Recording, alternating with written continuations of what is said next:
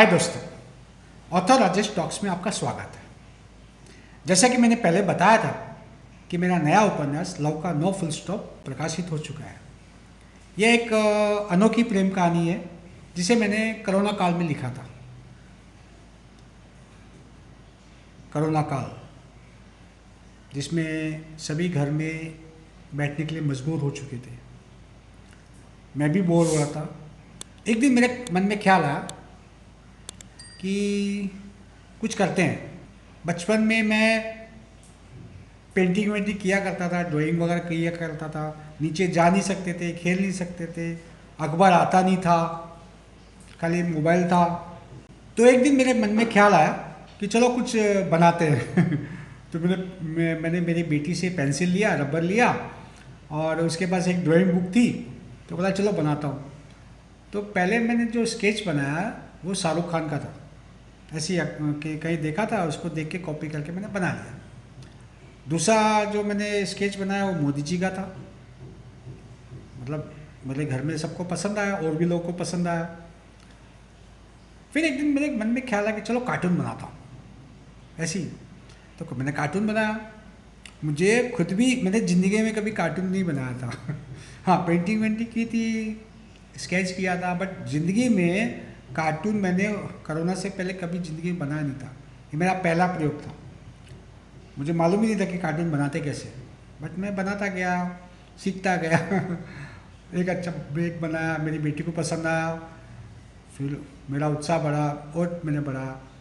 दोस्तों, मैं बताना चाहूँगा कि आपको शायद आश्चर्य होगा, लेकिन ये बात सच है। कोरोना काल में मैंने 2000 से भी ज़्यादा कार्टून बनाए। 2000 से भी ज़्यादा। सुबह 4, शाम को 5, रात को, दिन रात कुछ देखता नहीं था, बनाता गया। यहाँ तक कि मैं गांव में भी गया मेरे घर में, तो वहाँ पे भी मैंने ड्राइंग बुक लेके गया, पेंसिल रबर सब लेके गया था, वहाँ पे भी बनाता था। वहाँ कभी लाइट जाती थी तो मैं दिन में बनाता था। तो मेरी मम्मी देखती थी कि क्या बना रहा है, बट बोला ठीक है कुछ कर रहा है। वो कोरोना काल तो था ही, क्या कर सकते, बाहर जा नहीं सकते थे। तो वहाँ पे भी बनाता था, करता था। ऐसे करते करते बनाता गया। फिर जब वापस मुंबई आया तो इसी दौरान मुझे सोशल मीडिया से ई बुक का पता चला। ई बुक मुझे पता नहीं था फ्रैंकली। तो मुझे ई बुक का पता चला। मैं बोला यार, ई बुक लोग पढ़ते हैं क्या? मेरे मन में क्या था कि किताबें कौन पढ़ता है, उपन्यास कौन पढ़ता है। ई वीडियो आ गया, यूट्यूब आ गया, वेब सीरीज आ गया, फिल्म अच्छा फिल्म भी का भी रिलीज वो सब बंद था। तो OTT पे वेब सीरीज ये सब चीज़ें थी, यूट्यूब तो लोग देख ही देते। तो मेरे मन में था कि ये भी किताबें कौन पढ़ता है। पहले ज़माने में लोग पढ़ा करते थे, बिकती भी थी। आजकल किताबें कहाँ बिकती है, कहाँ कोई खरीदता है। मेरे दिमाग में ये सोच थी। मैं गलत था, 100% गलत था। मुझे मालूम नहीं था कि किताब बिकती है। ई बुक भी लोग पढ़ते हैं, शौक़ से पढ़ते हैं। मतलब एज ग्रुप उनका बचपन का भी होता है। मतलब 14 साल से भी पढ़ते हैं, 15 साल से भी पढ़ते हैं। एक एक एक मेरी लड़की, एक मैं कहीं जा रहा था, सफ़र में बोलो या कहीं पे भी बोलो, तो एक लड़की 14 साल की वो बुक पढ़ रही थी, इंग्लिश की बुक पढ़ रही थी। मैं एक जगह गया तो वहाँ देखा तो बच्चे बुक ले रहे हैं, खरीद रहे हैं। मैं आश्चर्यचकित हो गया, बोला ऐसा क्रेज। तो खैर वो पढ़ते होंगे, सब ऐसा करते ऐसा नहीं है, बट वो पढ़ते होंगे, पहले से पढ़ते होंगे, तो शायद उन्होंने लिया होगा, खरीदा होगा। बट ये क्रेज़ मैंने देखा, बोला ये तो बहुत अच्छी चीज़ है। तो फिर मैंने पहला उपन्यास लिखा। पहला उपन्यास यही था, लव का नो फुल स्टॉप, जो आपके सामने अभी प्रकाशित हो चुका है। बट ये मैंने तभी लिखा था और एक के बाद एक मैंने लिख डाला। 10 उपन्यास, 1 2 नहीं, 3 नहीं, 4 नहीं, 5, 10 उपन्यास। मतलब एक खत्म होता था, दूसरा खत्म होता, तीसरा, प्लॉट अपने आप आता था। अच्छा, मैं क्या कहता हूँ कि मैं ब्रह्म मुहूर्त में लिखता हूँ, सुबह 4 बजे उठ के। मतलब पहले से, आज से लिखता हूँ ऐसा नहीं है, पहले से मैं लिखता था ब्रह्म मुहूर्त में 4 बजे से लिखता हूँ। संडे को भी, संडे हो या मंडे हो, मेरे को इससे कोई नहीं होता था। मैं संडे को भी 4 बजे उठ के लिखता हूँ, आज भी लिखता हूँ और सालों से लिखता आया हूँ। कुछ ना कुछ लिखता रहता हूँ। मेरे पास भंडार है, शॉर्ट फिल्म है, फीचर फिल्म है, उपन्यास है, वेब सीरीज़ है।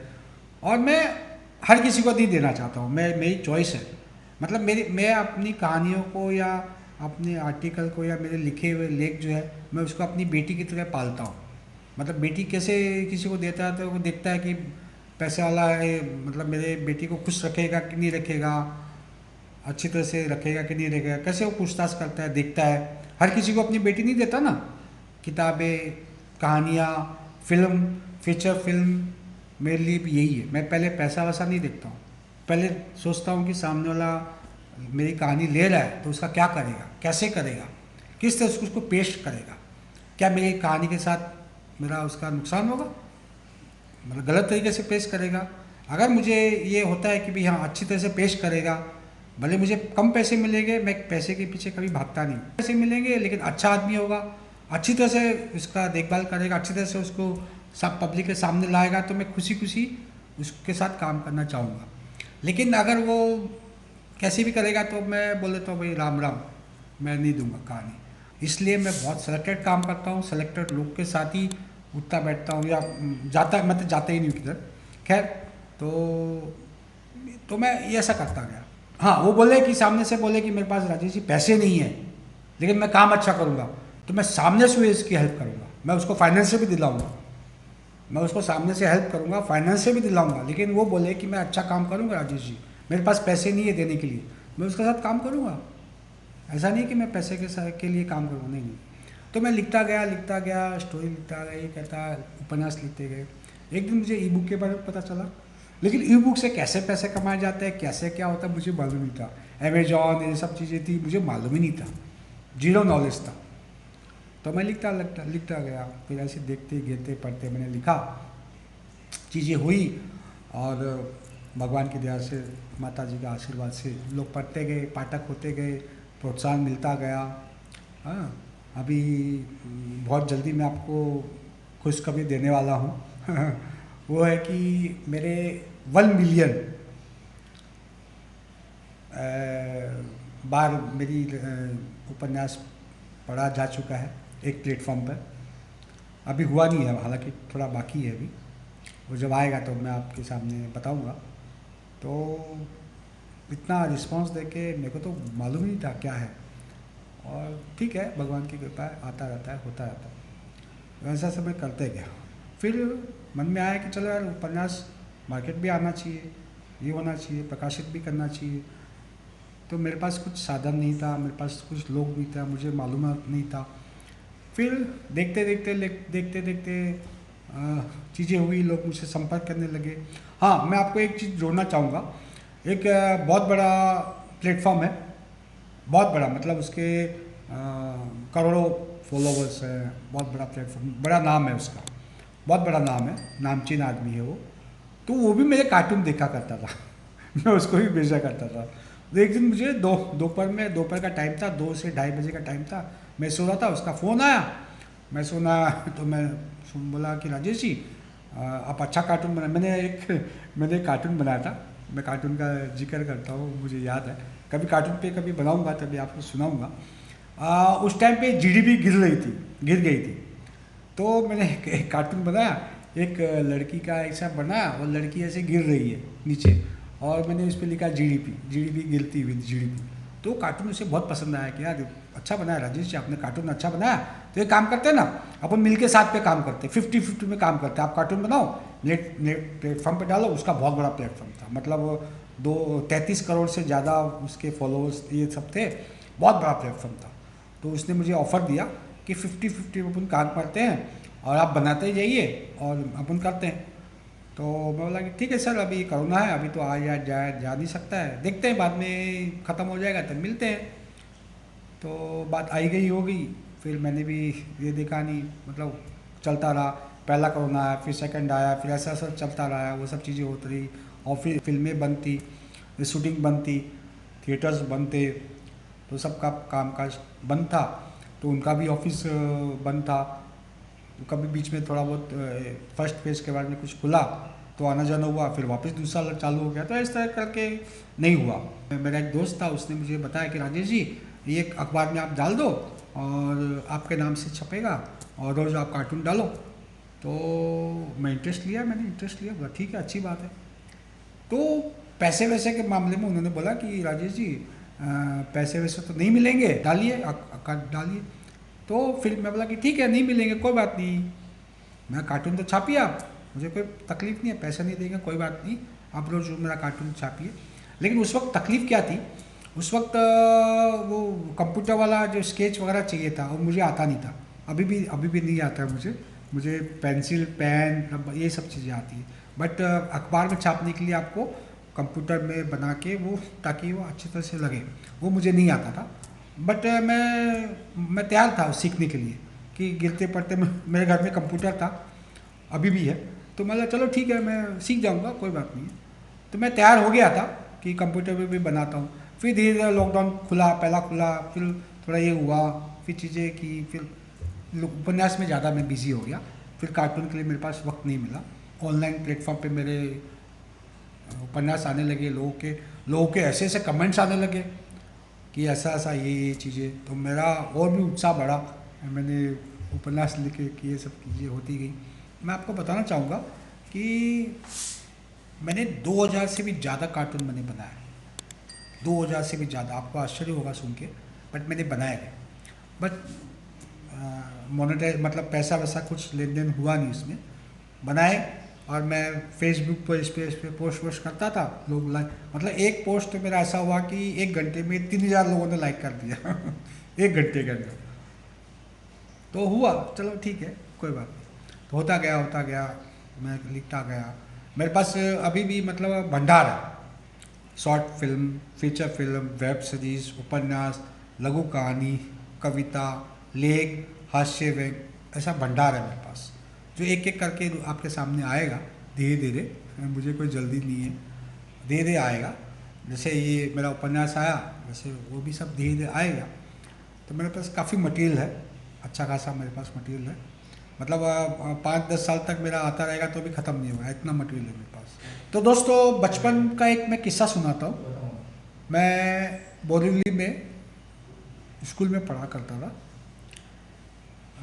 उस वक्त बम्बई हुआ करता था, मुंबई नहीं। 8वीं क्लास की बात है, हिंदी का सब्जेक्ट था। KN सिंह सर हमारे टीचर थे, उन्होंने हमें निबंध लिख के लाने को कहा था। निबंध का विषय था रेलवे प्लेटफॉर्म पर 1 घंटा। किसी ने 2 दिन बाद में वो उनको दिखाना था निबंध, किसने 4 लाइन लिखी, किसने 5 लाइन लिखी, किसने दो लाइन लिखी मैंने 7 पेज लिख डाले। दूसरे दिन सर ने सबकी कॉपी चेक की और मुझे सबके सामने लाके खड़ा कर दिया और बोला, किसने तुमने 4 लाइन लिखी है, किसने 3 लाइन लिखी है, देखो राजेश से इसने 7 पेज लिखा है। मैं बचपन में क्या मालूम पड़ता, अपने को कुछ मालूम नहीं पड़ा कि क्या है, बट अप्रिसिएशन मुझे मिला था, तो उससे उत्साह तो बढ़ता ही आदमी का, मेरा भी बढ़ा थोड़ा ऐसा हुआ कि चलो मैं लिखने के काबिल हुआ तब। लेकिन तब मुझे महसूस नहीं हुआ था कि मैं लिख सकता हूँ या मैं राइटर बन सकता हूँ। मुझे महसूस था, मैंने लिख दिया था, फ्लो में लिखा, ठीक है पसंद आया कोई बात नहीं। दूसरे दिन मैंने सोचा कि मैं लिख सकता हूँ यार। फिर मैंने कविता, लेख, हास्य व्यंग, अच्छा हास्य व्यंग भी मैं पढ़ा करता था अखबारों में, नवबार टाइम्स आता था मेरे घर पे और यहाँ वहाँ से मैं पढ़ा करता था। तो हास्य व्यंग में शरद जोशी साहब का मैं बहुत बड़ा फ़ैन था, अभी भी हूँ। शरद चतुर्वेदी साहब की हास्य व्यंग कविता मैं बहुत सुना करता था।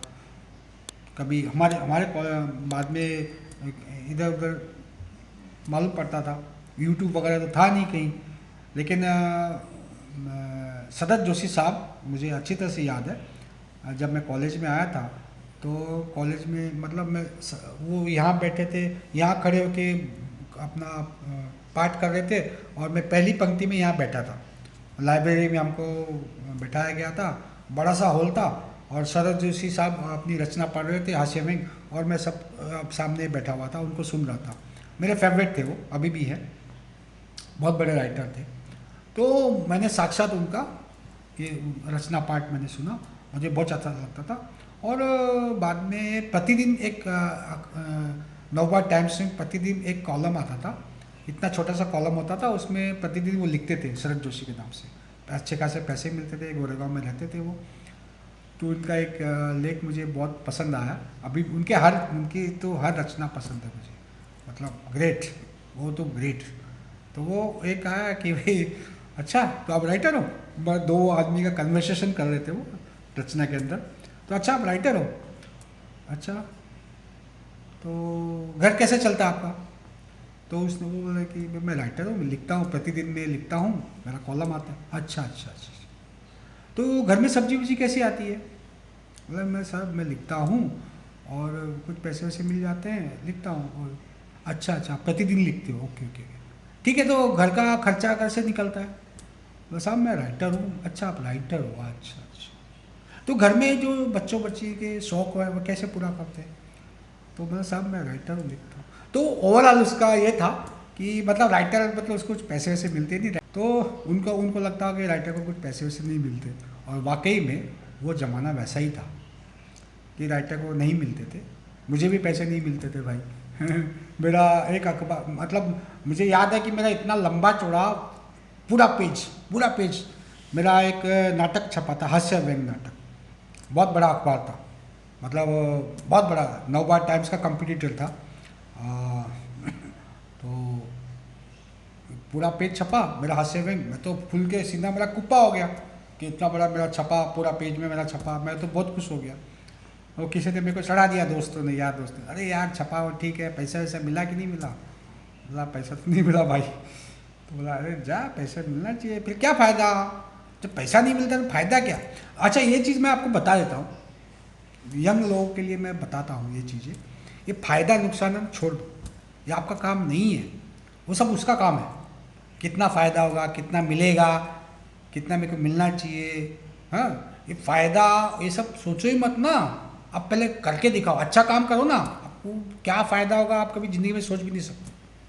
तो फ़ायदा नुकसान बिजनेसमैन को करने दो, कलाकार को फ़ायदा नुकसान मत सोचो, आप अच्छा काम करके दो खाली। अच्छा आप कोई बड़े सलीम जाप तो हो नहीं कि आप कोई डिमांड करोगे, है ना, वो तो बड़े राइटर तो डिमांड भी करेंगे, आप कौन हो, छोटे हो, आपका कुछ है ही नहीं, तो आप वो सब मत सोचो, आप बेस्ट से बेस्ट अच्छे से अच्छा दो ना, अच्छा दो, सामने वाला अप्रिशिएट करेगा। बहुत से लोग ऐसे आज भी है, आज भी याद है कि मेरे एक जन ने प्रोड्यूसर था, उसने मेरा पैसा खाया था, उसने मेरा पैसा नहीं दिया, लेकिन आज भी मुझे याद करता है, क्या मेरे को पता चलता है, हालांकि मैंने उसको ब्लॉक कर दिया, बहुत बड़ा नाम है आज की तारीख में, मैंने उसको ब्लॉक कर दिया, क्योंकि जो मेरे को जमता है, मेरे को आदमी अगर सही नहीं लगता तो मैं उसको ब्लॉक कर देता हूँ, भले वो कितना करोड़पति हो दो, अरबपति हो दो, मुझे उससे कोई मतलब नहीं है। मेरे को अगर आदमी नहीं समझता तो मैं ब्लॉक कर देता हूँ।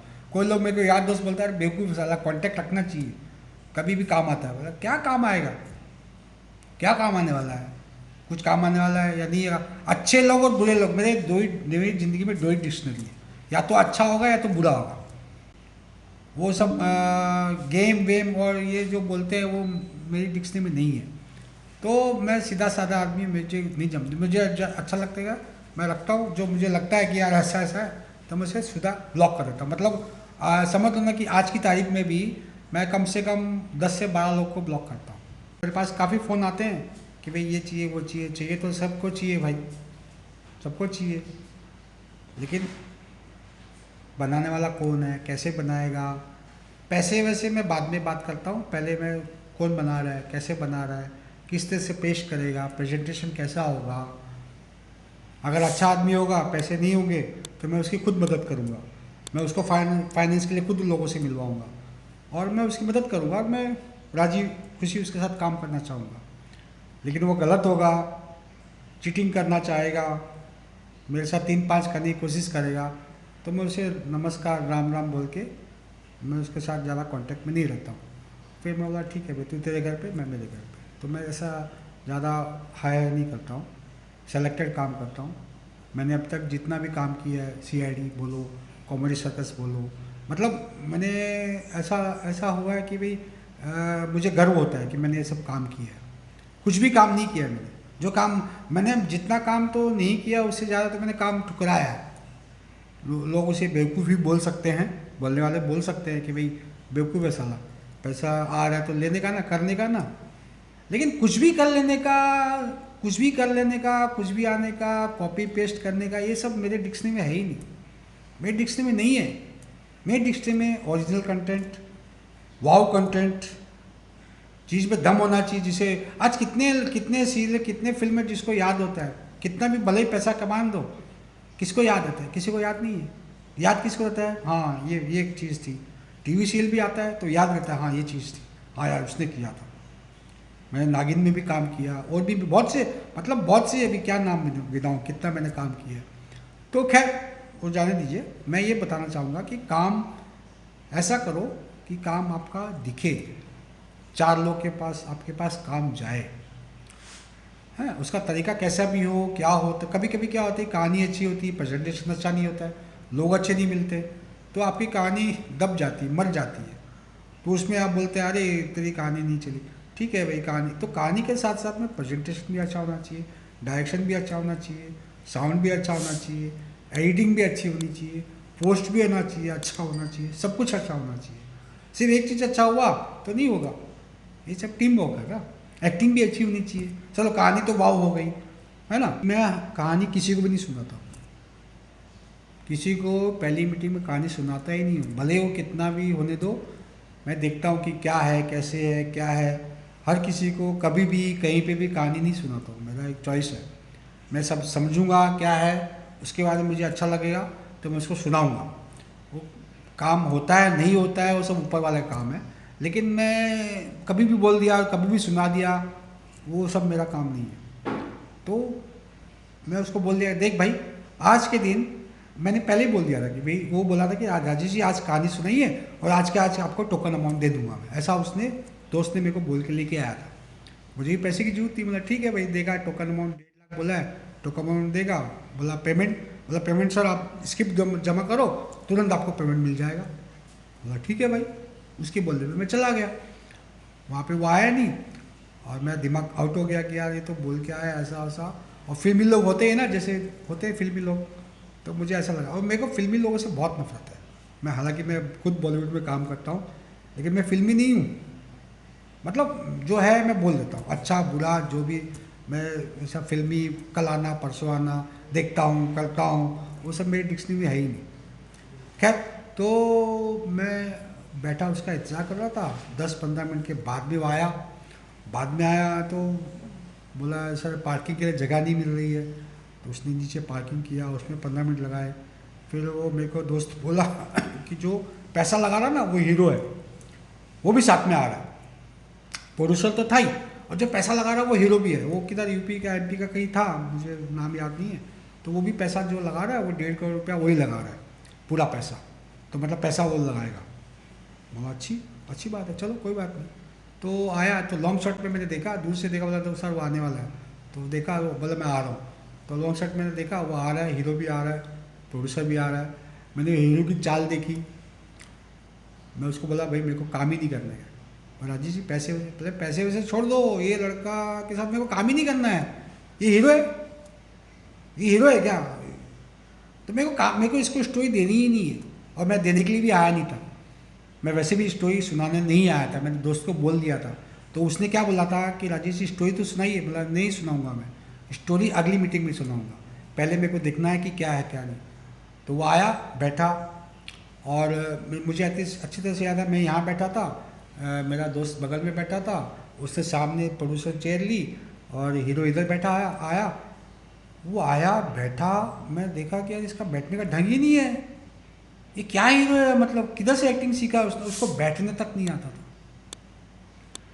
और मेरे को बहुत गुस्सा आया, मेरे को बहुत गुस्सा आया, मतलब बैठने भी नहीं आया, चलो ठीक है। और मेरे को और गुस्सा आया, प्रोड्यूसर बोलता है हाँ राजेश जी सुनाइए।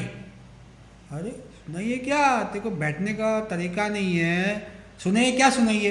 तू प्रोड्यूसर के साथ, हीरो के साथ आया है, कुछ मेरे उसके बारे में बता, कुछ मेरे बारे में बता, फिर कुछ बात करते हैं, कुछ ये करते हैं, तू चाय कॉफ़ी मंगा। तो मैं बोला कि मिलते हैं सर। अच्छा आप बना रहे हो, अच्छा ठीक है। तो कैसे, पैसे वैसे का, फाइनेंस का? बोला सर ये पैसा वैसा लगाएंगे ऐसा वैसा। तो कोई आपकी बेस्ट से बेस्ट कहानी दो अच्छी से अच्छी, मतलब उसके पास लोहा रहेगा और मेरे को बोलेगा डायमंड दे दे। मेरे को बेवकूफ़ समझता है क्या वो, कि मतलब बेस्ट से बेस्ट दूँ, हीरो का पता नहीं, प्रोड्यूसर का पता नहीं, मैं तेरे को बेस्ट से बेस्ट क्यों दूँ भाई? तू कौन है? बहुत बड़ा आदमी है क्या? या बहुत बड़ी चीज़ बनाने वाला है क्या? हाँ, तो मैं बेस्ट से बेस्ट तेरे को क्यों दूँ? अगर बेस्ट से, मैंने उसको डायलॉग सुना है, हाँ मैं आपको बताता हूँ। जो अगर कोई बोलता है ना बेस्ट से बेस्ट दे, तो ये मेरा फेवरेट डायलॉग है। और जो अगर मैं एक बोलता, राजेश जी आपके पास जो बेहतरीन से बेहतरीन कहानी है ना, वो मेरे को दो, तो मैं उसको अक्सर डायलॉग सुनाता हूँ। शोले फिल्म का डायलॉग, संजीव कुमार ठाकुर थे, और ये धर्मेंद्र और जय वीरू, अमित जी, उनका सीन था। और उन्होंने कुछ काम दिया था गब्बर को पकड़ने के लिए। तो धर्मेंद्र या अमित जी बोले थे, अच्छा सर ये काम तो कोई, ये पैसे कितने मिलेंगे इसके, गब्बर सिंह को पकड़ने के लिए? तो संजीव कुमार का डायलॉग था, सलीम जावेद द ग्रेट, मतलब मैं उनकी कहानियाँ और ये सब फिल्में देखते के बड़ा हुआ, मेरे अंदर वो सब चीज़ें रहो, मतलब उनका एक एक डायलॉग कमाल है। तो मैं वो सब चीज़ें मेरे अंदर आत्मा में बसी हुई चीज़ें, तो वो मेरे प्रेरणा स्रोत हैं। मेरे उनसे काफ़ी मैंने सीखा है, अच्छा सीखा है। तो चलो ठीक है। तो संजीव कुमार का उसमें डायलॉग है, जयवीर को बोलते हैं, जयवीर बोलते हैं कि भाई मैं आपका काम तो कर दूंगा, गब्बर सिंह को पकड़ लूँगा, लेकिन मुझे पैसे कितने मिलेंगे? तो संजीव कुमार बोलता है, काम जो मैं चाहूँ, दाम जो तुम चाहो। ये मेरा फेवरेट लाइन है, ये मेरा फेवरेट लाइन है। मेरी ज़िंदगी के अंदर ये घोल घोल के भरा हुआ है। जो कोई भी मेरे को बोलता है, नया प्रोड्यूसर हो, पुराना हो, कोई भी हो, मैं सम्मान करता हूँ सबका, है ना। तो वो अगर मेरे को बोलता है ना कि राजेश जी आपकी बेहतरीन से बेहतरीन मुझे कहानी दीजिए, तो मेरे अंदर खून खोलता है। तो मैं उसको यही बोलता हूँ कि कहानी तो आपको बेहतरीन से बेहतरीन मिल जाएगी, मैं दे दूँगा, पसंद आने के बाद में आपको वो दाम देना पड़ेगा जो मैं बोलूँगा। तो आप देने को तैयार हो तो मैं कहानी सुनाता हूँ। अगर आपको कहानी पसंद नहीं आएगी तो कोई बात नहीं, 1 रुपये भी मुझे मत देना, लेकिन अगर कहानी पसंद आएगी तो वो दाम मुझे वो चाहिए जो मैं चाहूँगा। यहाँ पे आदमी मुकर जाता है, 99% लोग मुकर जाते हैं, या 100% भी बोल सकते हैं मुकर जाते हैं, क्योंकि वो चाहते तो अच्छा से अच्छा है, लेकिन दाम, पैसा, तो बिजनेस की बात है तो पूरी बात करो भाई। तो पैसे नहीं है तो बोलो मेरे पास पैसे नहीं है, मैं अच्छी से अच्छी कहानी दूंगा। अब बोलो मेरे को कि मेरे पास पैसे नहीं है, साफ साफ बोल दो मेरे को, मेरे पास पैसे नहीं है, मेरे पास बनाने के भी पैसे नहीं है। मैं आपके साथ जुड़ा रहूँगा, मैं आपके साथ सहयोग करूँगा, मैं आपको फाइनेंस से दिलाऊँगा, मैं आपको प्रोड्यूसर दिलाऊँगा, मैं आप लोगों से टाइप करवाऊँगा। मेरे को आप साफ साफ तो बोलो कि मेरे पास पैसे नहीं है, लेकिन मेरे साथ सौदेबाजी मत करो कि अच्छे से अच्छी कहानी दो, बाकी आप छोड़ दो, बाकी आप छोड़ दो, आप राइटर, आप बाकी छोड़ दो, मेरे पे छोड़ दो। अरे छोड़ दो क्या, तो करेगा क्या, उसका कैसे बनाएगा मेरे को पता, वो भी मुझे जानना है। मैं स्ट्रगल तो कर नहीं रहा हूँ। हाँ हाँ, जब मैं नया था, नई सी चीज़ें होती थी तो उनका जायज़ होता था। और मैं आपको बताता हूँ एक किस्सा। आदर्श नगर के अब तो इन्फिनिटी मॉल हो गया, आदर्श नगर में एक छोटा सा ऑफिस था। और ये सब मुझे बताना नहीं चाहिए, बट मैं ऐसे ही बता रहा हूँ, ऐसे मुझे याद आ गया। एक बहुत बड़ा मैगजीन था अंग्रेजी में, लेकिन वो थोड़ा ऐसा वैसा था। उसका मुझे किसी ने मुझे जिक्र किया और मुझे भी पैसे की जरूरत थी, तो किसी ने बोला कि राजेश उसके पास जाके आ और वो पैसे अच्छे खासे दे देगा। तो मैं गया, बहुत 35 साल पहले की बात है, हाँ 30 साल हो गया होगा शायद। तो मैं गया तो उसने बोला 5,000 मिलेंगे। मेरे आखिर चका जो नहीं, 5,000 5 पेज लिखने के लिए तो कोई भी करेगा, कोई भी करना चाहेगा। फिर मेरा दूसरा सवाल था कि भाई आपकी मैगजीन कैसी है, क्या है, मेरे को बताओ कहानी कैसी लिखनी है। तो उसने दिखाया, तो मैं बोला भाई, मैंने हाथ जोड़ लिया, मुझे नहीं करना है। उस वक्त 5,000 बहुत बड़े मायने रखते थे, आज भी है। तो मैंने वो चीज़ किया ही नहीं। तो मतलब हर कोई चीज़ भी करना ना, कैसे भी कर लेना, पैसे के लिए गिर के कर लेना, वो सब मेरी डिक्शनरी में है ही नहीं। मैं किसको क्या बोलूँगा, मैंने ये किया है, मैंने वो किया, अरे नहीं, मेरे को खुद को शर्म आएगी, मेरे को करना ही नहीं है ना। बहुत से लोग करते हैं, नामचीन लोग करते हैं, बड़े बड़े लोग करते हैं। मेरे पास एक अहमदाबाद से फ़ोन आया, हो गया 3 4 5 साल, 5 साल पहले की बात होगी। एक बहुत बड़ी हिट फिल्म हुई थी, बहुत बड़ी, मतलब 100 करोड़ से ज़्यादा, मतलब उस दौरान 100 करोड़ का चलन हो गया था। अभी आजकल तो 100 करोड़ ऐसे ही होता है। तो 6-7 साल पहले की बात होगी, मुझे याद नहीं आ रहा है। तो एक डबल मीनिंग वाली फिल्म हिट हुई थी। तो एक अहमदाबाद से प्रोड्यूसर, उसने मुझे कॉल किया, कहीं से उसने दोस्त ने किसी रिकमेंड किया होगा, तो उसने कॉल किया, बोला सर आप अहमदाबाद आइए और मुझे ऐसी कहानी चाहिए। तो बोला कैसी कहानी चाहिए? बोला ऐसा ऐसा ऐसा। तो बोला मैं सर मैं नहीं करूँगा। बोला सर आप आइए ना। बोला नहीं मेरे को करना ही नहीं है। बोला सर आपको मैं रिसीव करने आता हूँ, आपको फ़्लाइट से बुलाता हूँ, मुंबई से फ़्लाइट से बुलाता हूँ, और मैं आपको बड़ी महंगी सी। उसको लगा कि मैं अपना रोब दिखाऊंगा तो इसको लगेगा कि राइटर है ना, राइटर है, को समझता है, आदमी को समझता है क्या देखा होगा इसने ज़िंदगी में, क्या देखा होगा। तो बोला फ़्लाइट से बुलाऊंगा, आपको मर्सिडीज़ भेज दूंगा, मैं खुद लेने आ जाऊंगा। उसको लगा ताम झाम देखेगा तो मेरे आटे में आ जाएगा। तो मैंने बोला भाई मैंने बहुत ज़िंदगी में बहुत देखा है, उनको नहीं करना है, आपके साथ काम ही नहीं करना है। तो मैं नहीं गया। फिर 1-2 बार उसने कॉल भी किया ना, मैंने उसको ब्लॉक भी कर दिया, मैं नहीं किया। तो खैर मतलब समझौता मैं हर जगह पे नहीं करता। और खास करके अगर जो अपना दिखाता है कि मैं बहुत बड़ा पैसे वाला हूँ, बहुत बड़ा मेरे पास ये है, मैं सबको खरीद सकता हूँ, तो उसके साथ में तो 7 जन्म में मैं काम नहीं करेगा। 7 जन्म में उसके साथ काम नहीं करेगा। पैसे वाला होगा, सब कुछ होगा, सबको खरीद सकता होगा, खरीदता भी होगा, लोग इसे बेवकूफ़ भी मान सकते हैं, मानते भी होंगे, बोलते भी है मेरे यार दोस्त तू बेवकूफ़ ऐसा लाते है, क्या जाता है, तेरा कौन सा बड़ा नाम है, तेरे को कौन जानता है, तेरे अलावा तेरे को कौन जानता है। ऐसे मेरे को ऐसा एक दोस्त बोलता है, तेरे अलावा तेरे को कौन जानता है। बोला ठीक है भाई, नहीं जानता होगा, कोई बात नहीं, बट मेरे को ऐसा काम नहीं करना है। ठीक है, भगवान की दया है, अपना दाल रोटी चल रहा है, चीज़ें चल रही है, हो रही, चलो कोई बात नहीं। तो दोस्तों मैंने जो निबंध लिखा था, पहला निबंध 8वीं क्लास में, रेलवे प्लेटफॉर्म पर 1 घंटा, उसी से जुड़ा कुछ ऐसा है, ये किताब मैं आपके सामने भी पढ़ूंगा, उसी से जुड़ा हुआ कुछ हिस्सा है जो मुझे उसकी याद दिलाता है, आपके सामने मैं पढ़ के सुनाऊंगा। तो दोस्तों मैं अपनी उपन्यास का कुछ हिस्सा आपको सुनाना चाहता हूँ, पढ़कर सुनाना चाहता हूँ।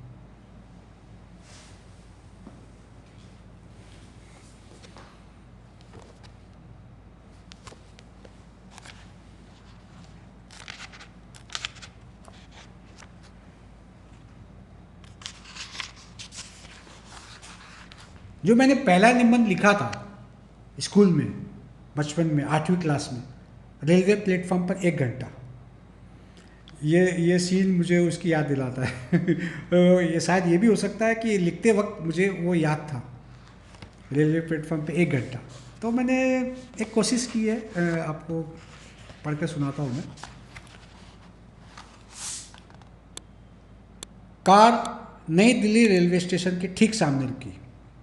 ड्राइवर पिछला दरवाज़ा खोलने के लिए उठा ही था कि सांवरा कार से बाहर आया और स्टेशन की तरफ भागा।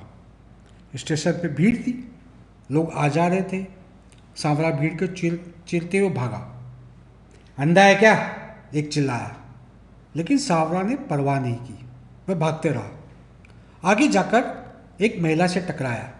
लेडीज को छेड़ता है, मावली कहीं का, रुक, तेरा अभी सीधा करते हो तुझे, रुक। महिला ने खा जाने वाली दृष्टि से सांवरा को देखा, फिर उसके पीछे भागी। चोर चोर चोर चोर, एक मनचला चिल्लाया। 2 हवलदार जो आपस में बातें कर रहे थे सांवरा के पीछे भागा। सांवरा सीढ़ियों के सामने पहुंचा। यात्रीगण कृपया ध्यान दें, बांद्रा टर्मिनस से सूरत बड़ोदरा वाया कोटा से नई दिल्ली आने वाली 12925 पश्चिम एक्सप्रेस अपने निर्धारित समय से 3 घंटा 40 मिनट से देरी से चल रही है। यात्रियों को होने वाली असुविधा के लिए खेद है। उद्घोषणा हुई, अनाउंसमेंट। नई दिल्ली से कानपुर वाया पटना हावड़ा जाने वाली 2268 हावड़ा दुरंतो रवाना होने के लिए तैयार है। जयनगर से चलकर छपरा, वाराणसी वाया इलाहाबाद से नई दिल्ली आने वाली 12561 स्वतंत्र एक्सप्रेस अपने निर्धारित समय से 1 घंटा 35 मिनट देरी से चल रही है। यात्रियों को होने वाली असुविधा के लिए फिर उद्घोषणा हुई। प्लेटफॉर्म नंबर 3 की गाड़ी the train arrive on platform number 4। यात्रीगण कृपया ध्यान दें, प्लेटफॉर्म नंबर 4 पर आने वाली आज प्लेटफॉर्म नंबर 5 पर आएगी। बार बार उद्घोषणा हो रही थी। स्टेशन पर अफरा तफरी मच गई। कुछ लोग जो प्लेटफॉर्म नंबर 1 पे थे वो प्लेटफॉर्म नंबर 5 पर जाने लगे। तरह तरह की अनाउंसमेंट से स्टेशन गूंज उठा। सावरा ने सीढ़ी छोड़ी। भीड़ का रेला जो नीचे उतर रहा था उसने एस्केलेटर चुना, लेकिन उस पर भीड़ थी। वह आगे जाना चाहता था मगर भीड़ थी, उसे आगे जाने का मौका ही नहीं मिल रहा था। सावरा के लिए 1 सेकंड 1 साल के बराबर लग रहा था। उससे रहा नहीं जा रहा था। वह धक्का देकर एक सीढ़ी चढ़ा। अबे अंधा है क्या? एक झल्लाया। सूट बूट में है लेकिन तमीज ही नहीं है। दूसरे ने बुरा सा मुंह बनाया। तभी चोर चोर की आवाज़ आने लगी। मन चले लड़के अभी भी चिल्ला रहे थे। दोनों हवलदार सावरा की तरफ लपके। सावरा जैसे तैसे ऊपर चढ़ा। उसने फिर भागना शुरू किया। तभी टीसी ने रोका। ए टिकट! लेकिन सावरा रुका नहीं, भागा। टीसी ने भागकर उसका कॉलर पकड़ा। टाई वाई पहन के रेलवे को धोखा देता है, चल निकाल फाइन। टीसी गुर्राया। सावरा ने जेब से 500 का नोट निकाला और टीसी को थमा दिया। चोर चोर की आवाज़ें थम गई। अरे साहब रसीद तो लेते जाओ। टीसी ठंडा पड़ गया। टीसी चिल्लाया मगर सावरा रुका नहीं। वह आगे जाकर जल्दबाजी में सीढ़ी उतरने लगा तो एक कुली के सिर पे सामान धड़ाम से नीचे गिर गया। कुली से वह टकराया, सामान गिरा। कुली ने एक भद्दी सी गाली दी, लेकिन सावरा ने परवाह नहीं की और नीचे उतरकर फिर भागने लगा। उसने प्लेटफॉर्म नंबर 5 पूरा छान मारा मगर उसे कहीं भी निर्मला या छगन नहीं दिखी।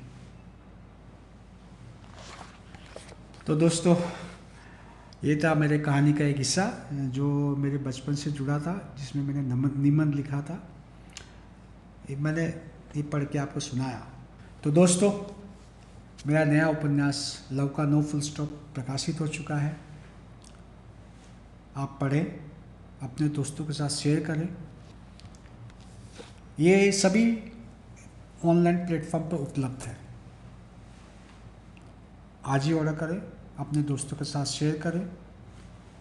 अपने कमेंट से, अपनी प्रतिक्रिया से मुझे अवगत कराएं ताकि मैं अच्छे से अच्छा, बेहतर से बेहतर लिख सकूं, क्योंकि पाठक ही भगवान है। तो मैं आपके बीच में खरा उतर सकूं, अच्छा लिखूं, बेहतर लिखूं, ये मेरी कोशिश रहेगी। मुझे समय समय पर आप मुझे बताते रहिएगा कि आपको उपन्यास कैसा लगा, और अपने दोस्तों के साथ, रिश्तेदारों के साथ शेयर कीजिए। इसका लिंक मैं नीचे आपको मिल जाएगा। और हाँ, एक बात मैं और बताना चाहता हूँ कि बहुत से पाठक होते हैं जो ऑटोग्राफ, लेखक राइटर के ऑटोग्राफ की बुक मांगते हैं। तो अगर आपको मेरे ऑटोग्राफ की बुक चाहिए तो भी आप नीचे इसका लिंक आपको मिल जाएगा। आप मुझसे संपर्क कर सकते हैं। मेरा ईमेल आईडी नीचे दिया गया है, तो आप मुझसे संपर्क कर सकते हैं। आपको ऑटोग्राफ की हुई किताब आपके घर पे आपको मिल जाएगी। तो दोस्तों आज के लिए बस इतना ही। मिलते हैं अगले एपिसोड में। तब तक आप अपना ख्याल रखें, स्वस्थ रहें, और हाँ, लाइक, सब्सक्राइब और शेयर करना ना भूलें।